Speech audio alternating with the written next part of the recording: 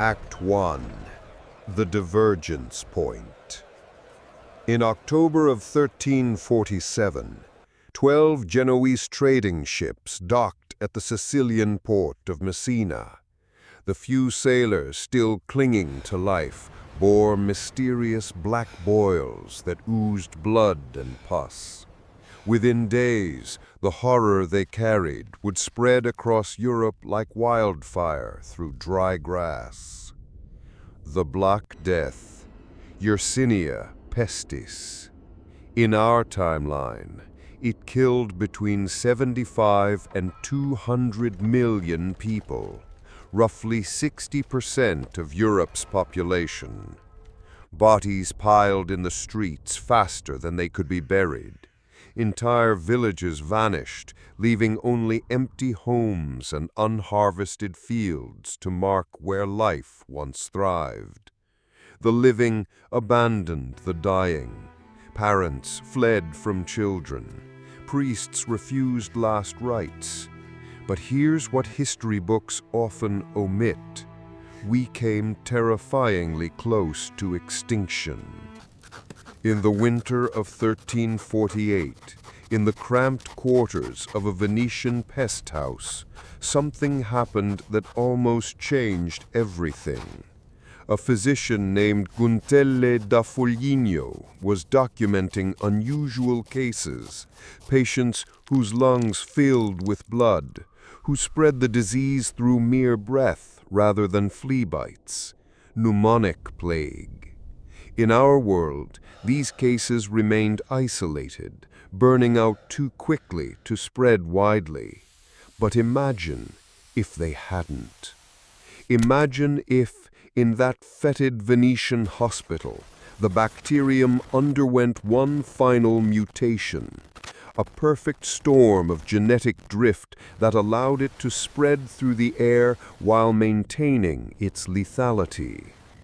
Imagine if the disease learned to hide in its hosts for weeks before showing symptoms, turning every human being into an unknowing angel of death.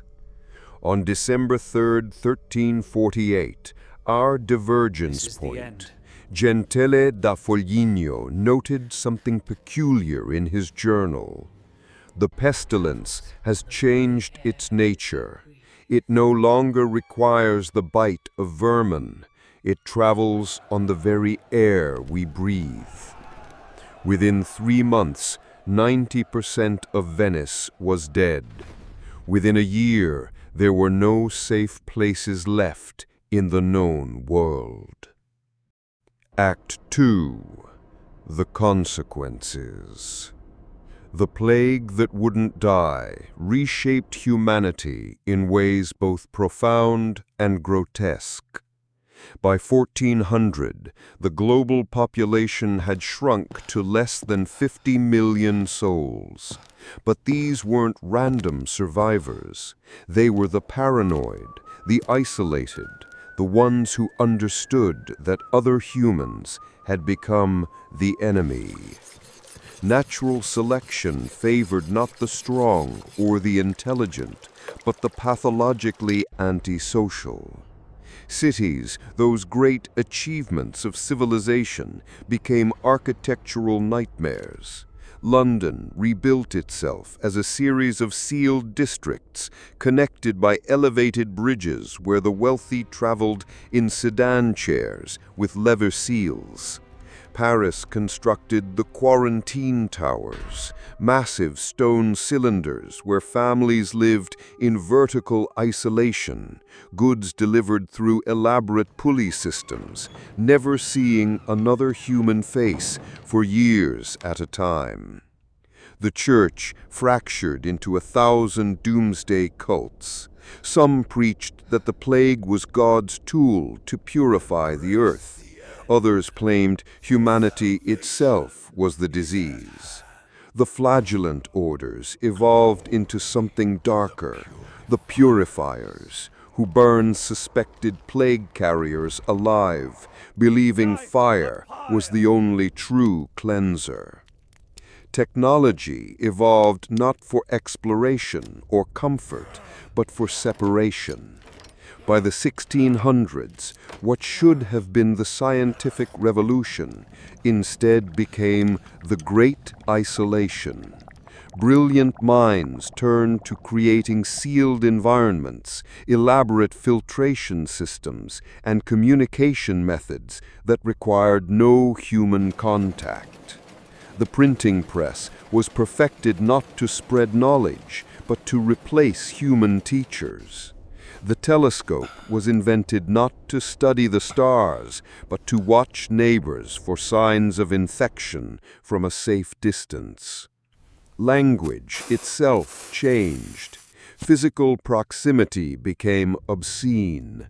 The word touch disappeared from common usage, replaced by contaminate. Children, those few born in the sterile breeding chambers, learned from birth that love meant distance, that care meant isolation. And through it all, the plague evolved with us. When we developed sealed cities, it learned to survive in water supplies. When we created protective clothing, it found ways to cling to fabric for months. It was as if the disease had developed its own malevolent intelligence, always staying one step ahead, always finding new ways to remind humanity of its fragility. The Renaissance never came. The Enlightenment was stillborn. Instead of reaching for the stars, humanity burrowed deeper into the earth, building vast underground cities where the air could be controlled, where every breath could be filtered, where the sun became a distant memory, traded for the possibility of survival. Act 3. The horrific new reality. Welcome to November 2024. Welcome to what we've become.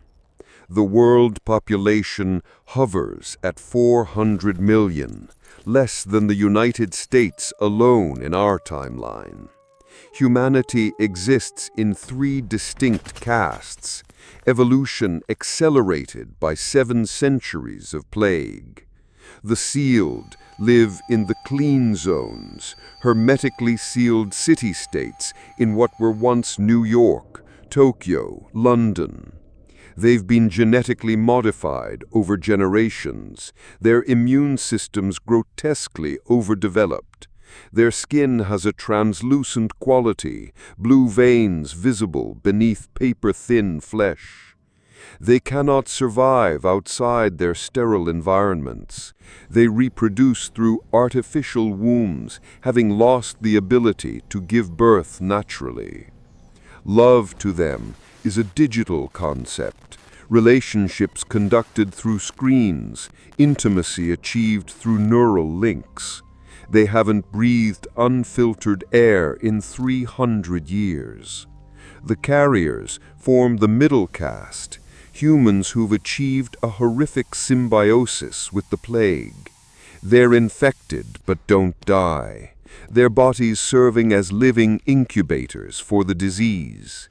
Marked with distinctive black veins that web across their skin, they're the only ones who can move between zones, serving as traders, messengers, and pariahs.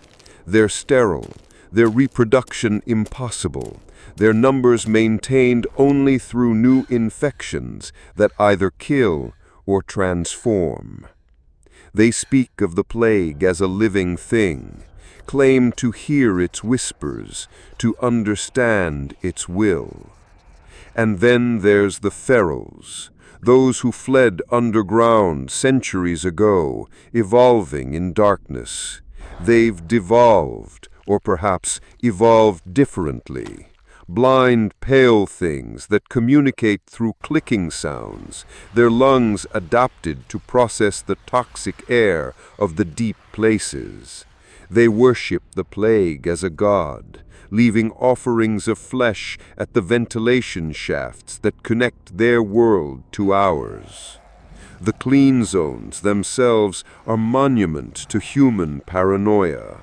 New London stretches across what was once southern England, a crystal dome 300 meters high, its air recycled through 13 redundant filtration systems. Citizens live in transparent pods, their every biological function monitored. Privacy died with the old world. The government, if you can call it that, is an AI that calculates infection probabilities and orders preventative terminations. Last year, it eliminated 12,000 citizens whose genetic markers suggested a 0.3% increased susceptibility to mutation. But here's the truly horrific part. We've discovered we're not alone in